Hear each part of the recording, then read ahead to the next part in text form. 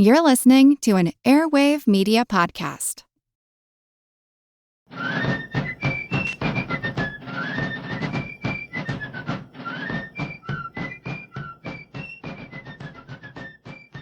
Hello, and thank you for joining the American Revolution. This week, episode 385, The Whiskey Rebellion.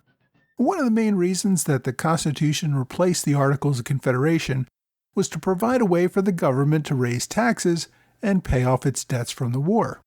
The bulk of federal revenue came from tariffs on imported goods. These were collected on the eastern ports, places like Boston, New York, Philadelphia, and Charleston. Various revenue acts passed in 1789 and 1790 had to do with the various rates and methods for taxing these foreign imports. In 1791, however, Congress passed the Excise Act. It imposed a tax on distillers who produced liquor. For Americans, this meant a tax on whiskey. Alexander Hamilton, in his report on public credit in 1790, recommended an excise tax on domestic distilled spirits. Hamilton argued that a tax on liquor made good sense. Liquor was an extravagance and a luxury. If people couldn't afford to buy liquor, they wouldn't have to pay the tax. Indeed, Hamilton pointed out that the Philadelphia College of Physicians made clear that domestic liquor was actually a ravaging plague on the country. If the tax reduced drinking and promoted sobriety, well, all the better. Hamilton also pointed out that imported liquor was taxed at a much higher rate than domestically produced liquor, so American producers were still at an advantage.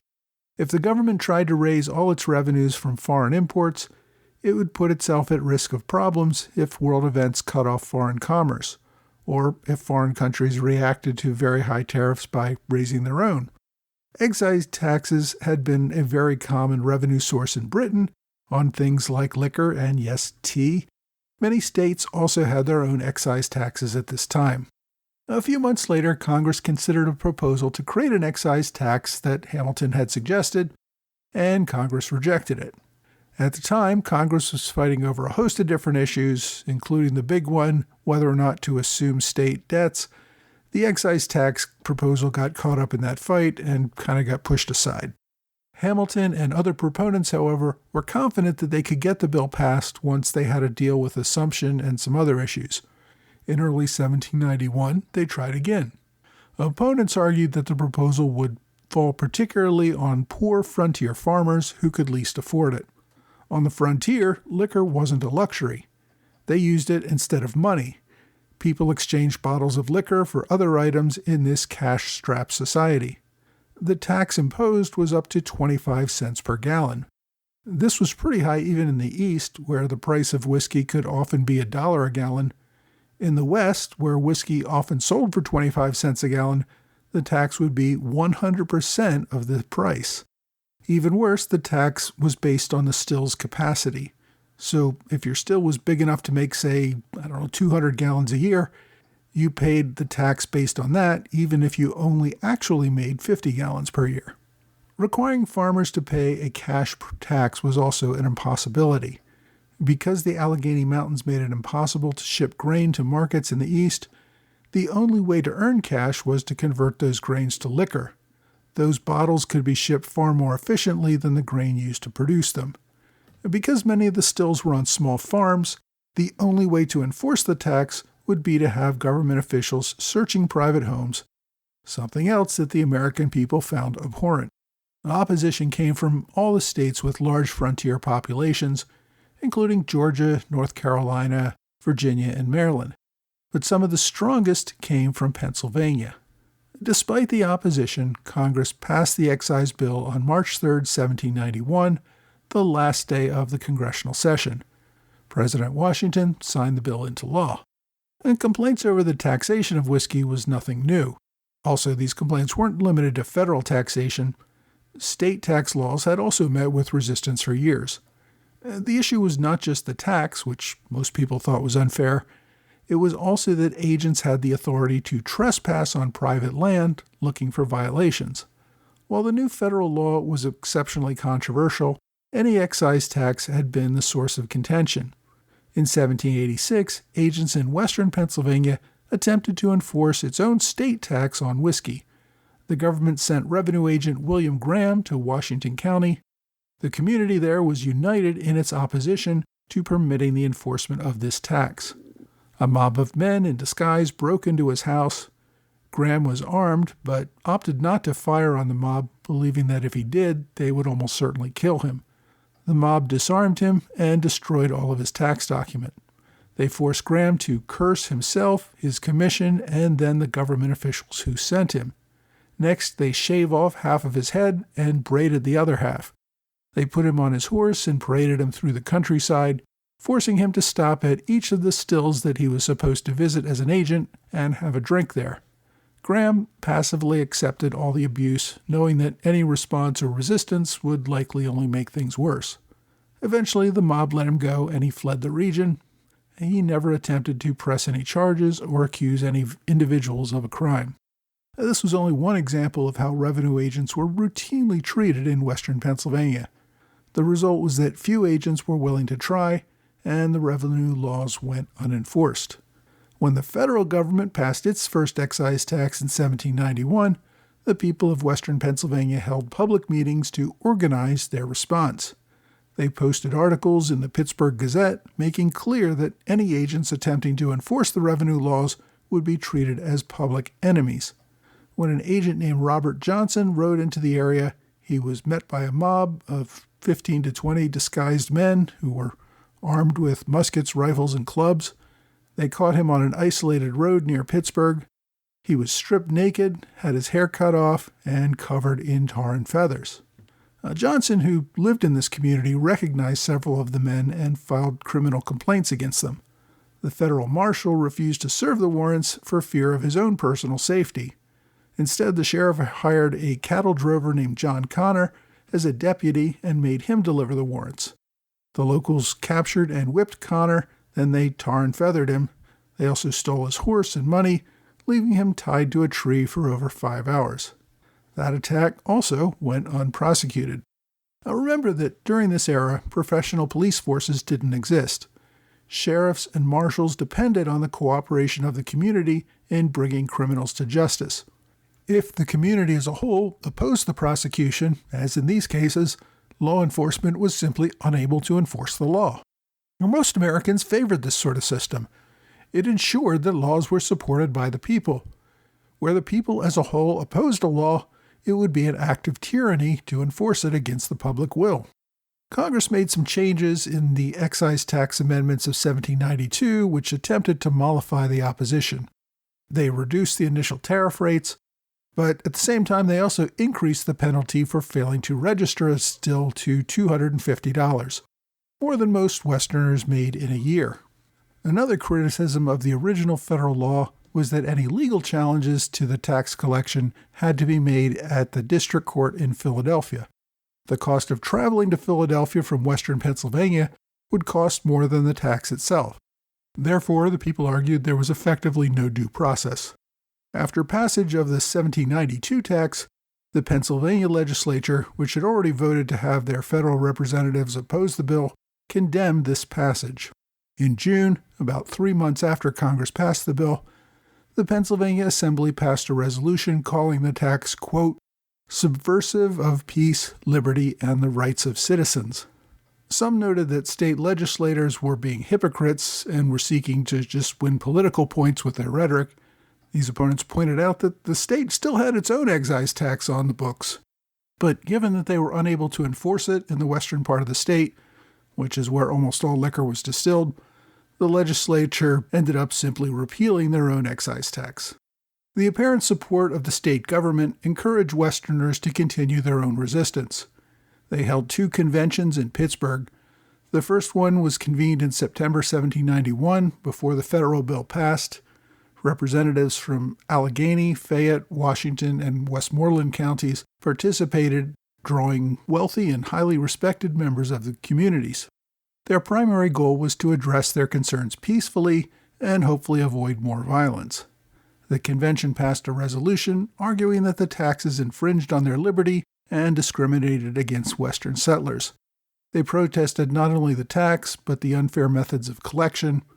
The resolutions called for a repeal of the state tax and a petition to Congress not to pass a new federal tax. The second convention took place about a year later in August of 1792, after passage of the federal bill and after the repeal of the state bill. The convention passed a resolution proclaiming that any person accepting a position as tax collector as, quote, unworthy of our friendship. That person would be ostracized from the community and no one would have anything to do with them. Now, while the resolution didn't explicitly advocate violence, it would, quote, withdraw from them every assistance, withhold all the comforts of life, and upon all occasions treat them with that contempt they deserve. The convention also set up committees of correspondence to coordinate opposition with other eastern counties. Resistance to the new legislation was not limited to Pennsylvania. Opposition organized throughout the frontier. Groups in Western Virginia, Maryland, North Carolina, and South Carolina all proclaimed opposition and in many cases engaged in outright resistance. Pennsylvania, however, became the center of resistance and a focus for the federal government since Philadelphia newspapers highlighted the resistance happening there. And despite the Pittsburgh Convention's advocacy of nonviolent resistance, the locals had not given up on the use of violence. The focus of their wrath fell on other locals who were facilitating enforcement of the law. Benjamin Wells became an obvious target. Wells had been a wealthy member of the community. In 1791, he accepted an appointment as the tax collector for Fayette and Westmoreland counties. In April 1793, while Wells was away from home, a mob broke into his house, terrorizing his wife and children. The attackers made clear to his family that he needed to resign his commission or suffer real harm. Now, despite the attackers wearing disguises, Mrs. Wells recognized some of them.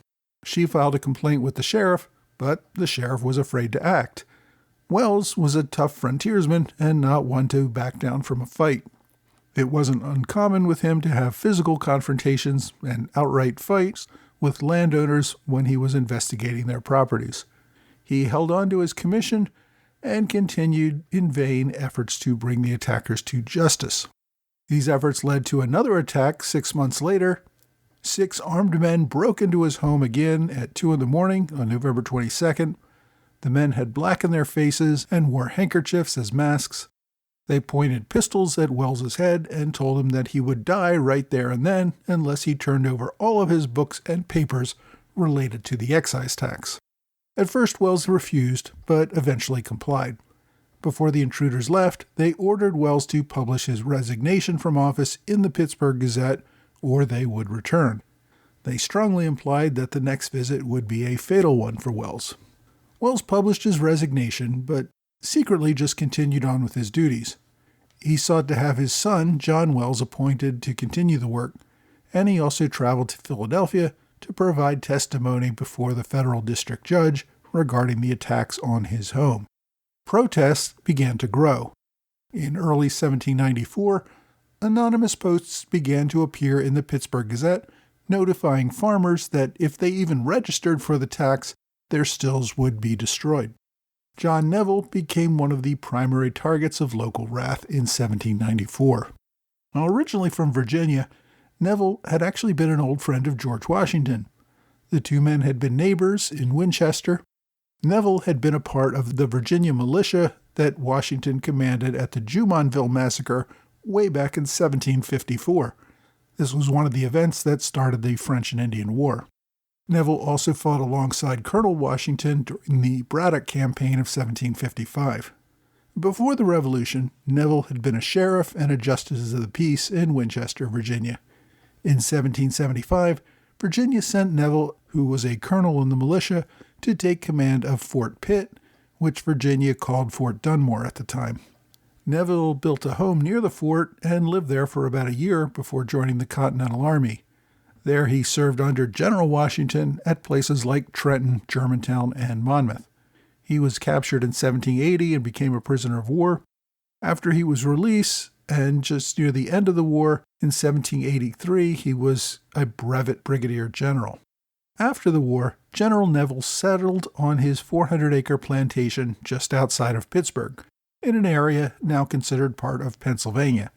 He was one of the wealthiest and most politically powerful men in the area. Over time, his land holdings grew up to around 10,000 acres. He was also one of the few large-scale slave owners in Pennsylvania. As did most farmers in the region, Neville produced a large amount of whiskey and was a vocal opponent of the whiskey tax. He controlled the sale of whiskey and other military supplies to the army, which was garrisoned at Fort Pitt. In part because of his opposition to the excise tax, he was generally popular in the region.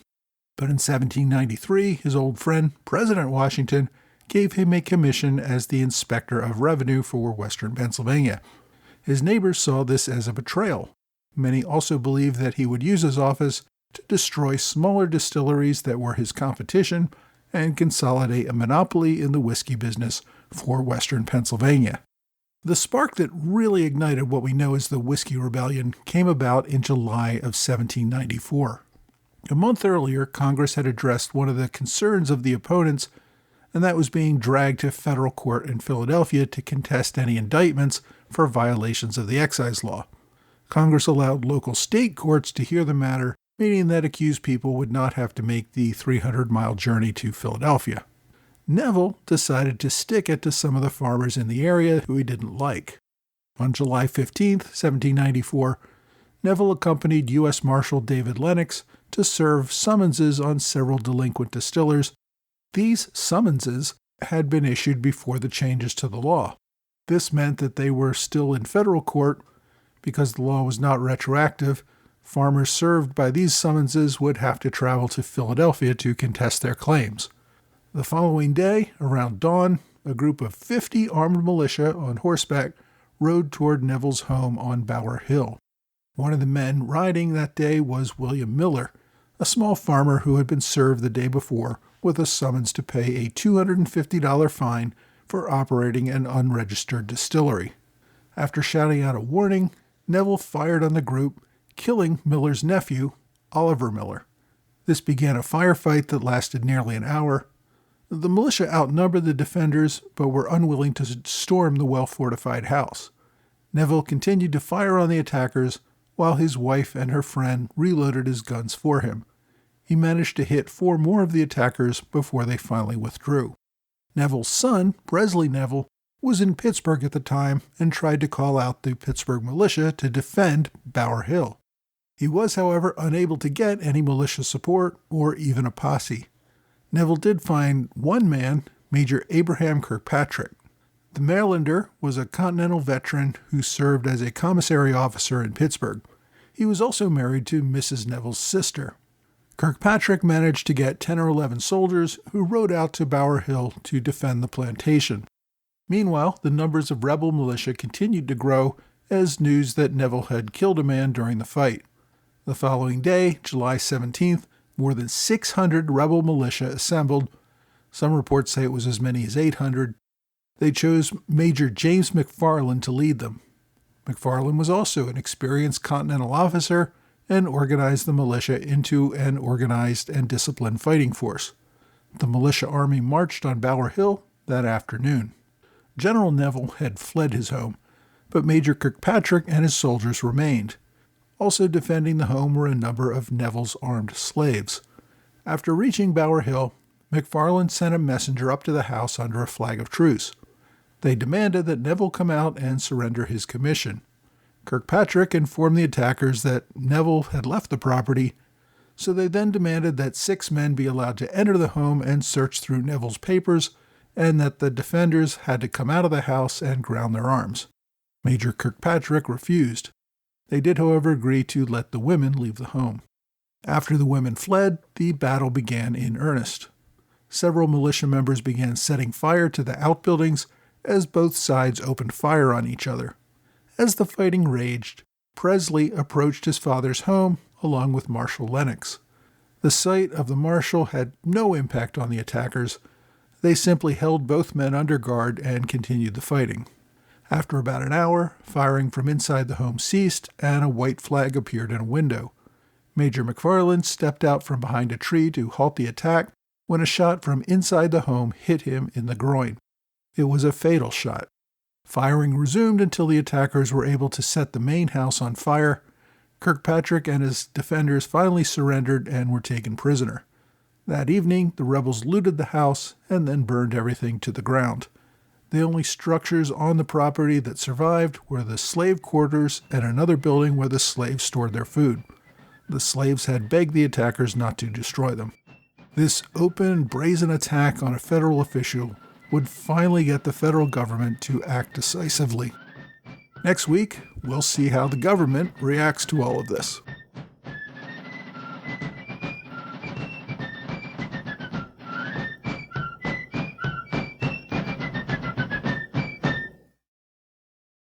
Hey, thanks for joining the American Revolution Podcast After Show, part of the Airwave Media Network.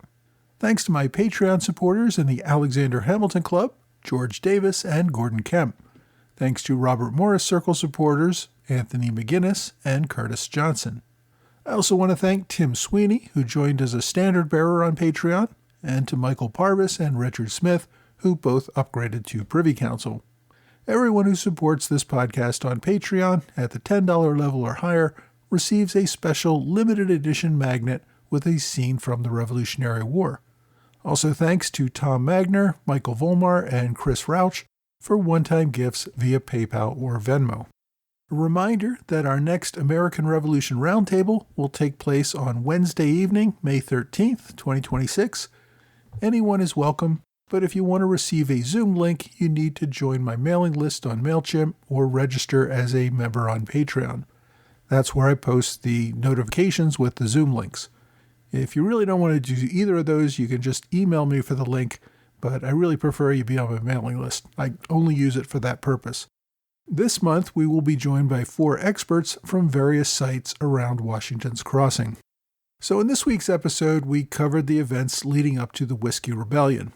The attack on Bower Hill ended up being the largest combat of this event, but the numbers of rebels swelled after this attack, as we'll see next week.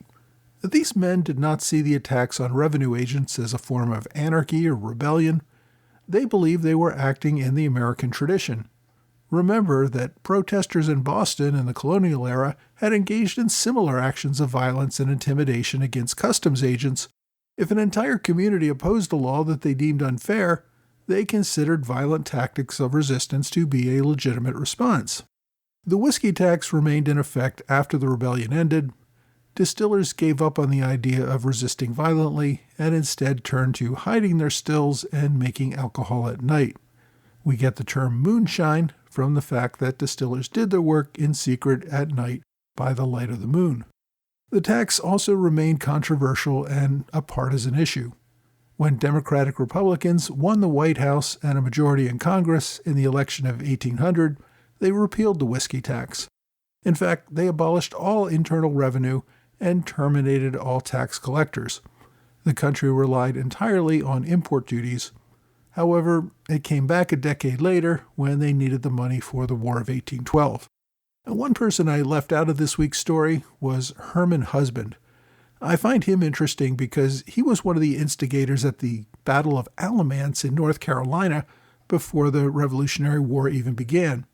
Alamance was also a violent dispute about Westerners on the frontier protesting taxes imposed on them by those back east. Husband was a preacher who railed against injustice. He advocated for lots of things like a progressive wealth tax, an income tax, and communal ownership of land. But he was also a Quaker and abhorred violence. He'd been present on the morning when the Battle of Alamance began, but rode away when it became clear that violence was going to break out. After that fight, he fled from North Carolina to Maryland and eventually settled in western Pennsylvania. Once again, years later, he found himself railing against unfair taxes to a willing audience when the whiskey tax became a big issue there. After the rebellion, Husband was one of the leaders arrested and taken to Philadelphia for trial.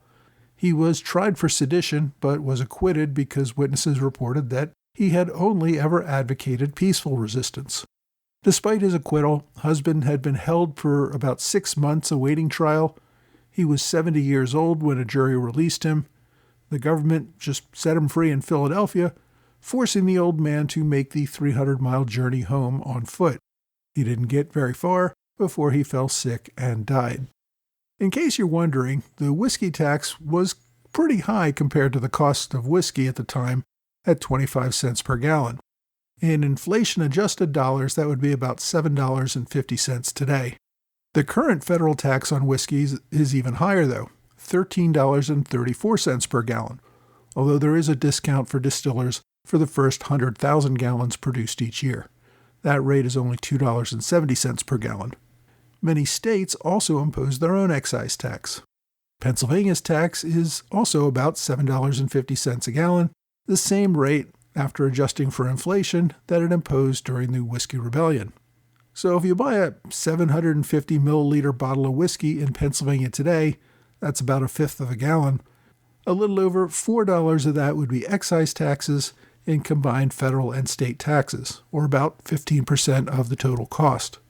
In addition to the excise tax, Pennsylvania charges another 18% sales tax that's incorporated into the sales price, as well as an additional 6% sales tax that is added after the retail price. Sales taxes didn't exist at all in 1794, so if you bought a fifth of whiskey today in Pennsylvania for, say, around $30, more than a third of your cost would be excise and sales taxes. There are many good books and academic articles that focus on the Whiskey Rebellion. You can view a more thorough list of them in the notes that I include at the bottom of each episode's blog entry. However, as I usually try to pick just one as a recommendation, a book that covers the topic thoroughly and accurately. So my book recommendation this week is The Whiskey Rebellion, Frontier Epilogue to the American Revolution by Thomas Slaughter. This book, first published in 1986, covers the topic well. It puts the rebellion in context and also follows a good chronological process of events. It's less than 250 pages, but I think does a really good job. The author is a history professor at the University of Rochester. So if you want to get just one book to learn more about this topic, get The Whiskey Rebellion, Frontier Epilogue to the American Revolution by Thomas Slaughter. For my online recommendation, I usually like to go with a primary source or a free ebook that contains a great many primary sources. This week, I want to recommend a free book that was published in 1795 called Incidents of the Insurrection in the Western Parts of Pennsylvania in the Year 1794 by Hugh Henry Brackenridge. The book's author is someone I'm going to talk about a little bit more next week. He was an attorney in Pittsburgh who was right in the middle of all the events as they were unfolding. He is his own primary source for the events that took place. As always, I've included direct links on my blog and in the show notes for this book, which of course is in the public domain and is available on archive.org. My question this week is a little different and involves the podcast itself, and we're not discussing the revolution. Melissa Wiebe asks a question on social media. Why am I getting ads for a feed when I'm paying for a subscription through Airwave History? Well, first, a little background. When I started this podcast back in 2017, I really didn't think it was going to go anywhere. I just did it as a little hobby while working in another job. For many years, I didn't even attempt to put commercials on it. I never really expected it to be profitable in any way. Well, you folks proved me wrong. The podcast proved to be more popular than I ever imagined, and as a result, a few years ago, I began working on it full-time, which required both donations and commercials for me to help make ends meet. A lot of you folks stepped up at the time and provided more support to help me keep going. Recently, though, I have to say support has fallen off, as has commercial revenue. It's hard to say if it's the economy or maybe the podcast has just run its course. In any event, if it does keep going, I need to make a living at it. Now, to get to your question, I joined Airwave Media Network shortly after going full-time, and they provide all the commercials that you hear on this podcast. I don't like commercials more than anyone else, but it was the only model available that seemed to make financial sense. If you listen to the main feed, you're going to get commercials. I've created 3 options for those who want to avoid commercials. The first is to support this podcast on Patreon. If you join there for as little as $2 a month, you can get a commercial-free feed to the podcast with all the episodes available commercial-free. The second option is the Into History Network. This gives you access to about a dozen different history podcasts, including the American Revolution podcast. You get commercial-free access to all of them for $8 a month, all commercial-free. The third option is also run by Airwave Media, and I think this is where our questioner got stuck. They have a channel on Apple Podcasts where you can listen to a group of podcasts that are part of their network. They run two different feeds, one with commercials and one without. You can get a subscription for the ad-free episodes. Now, unfortunately, I have the least control over this option since it's run entirely by the network, but I do upload a commercial option and a commercial-free option to this channel for each episode. So be sure to be accessing the correct one. If you pay the monthly fee, you should be able to get the commercial-free access. If you have a question you'd like me to answer, please reach out to me either via email or on X, Facebook, Quora, or Reddit. Well, that's all for this week. I hope you will join me again next week for another American Revolution podcast.